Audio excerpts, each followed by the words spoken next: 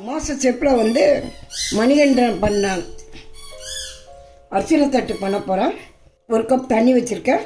கொஞ்சம் பூவை இது பண்ணி போட்டுக்கலாம்.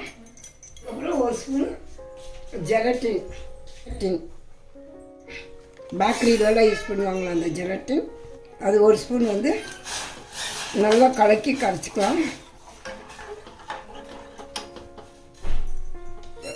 ஜெலட்டின் கொதிக்குது. இதை வந்து தனியாக எடுத்து வச்சிடலாம். பால் ஒரு கப் போட்டு கொஞ்சம் ப்ரெஸ் க்ரீம் போட்டுக்கலாம். இது கலக்கிக்கலாம். இது கூட கொஞ்சம் சர்க்கரையும் போட்டுக்கலாம்.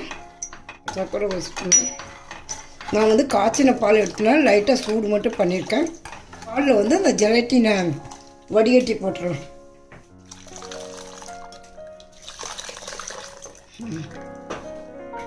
இதில் கொஞ்சோண்டு ப்ரெஸ் க்ரீம் போட்டுக்கலாம். அர்ச்சனை தட்டுக்கு தேங்காய் ஊற்றிட்டு ஒரு அரை மணி நேரம் ஃப்ரிட்ஜில் வைக்கணும்.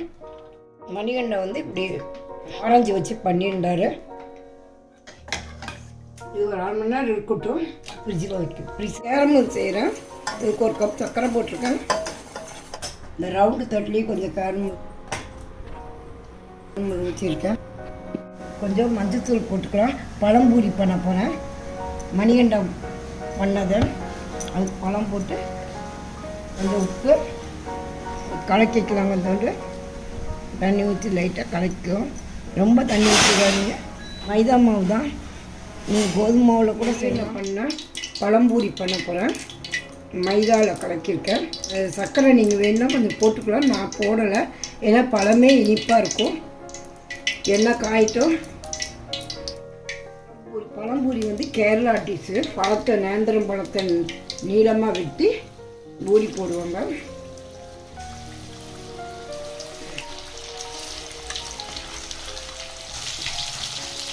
பழம்பூரி போட்டாச்சு.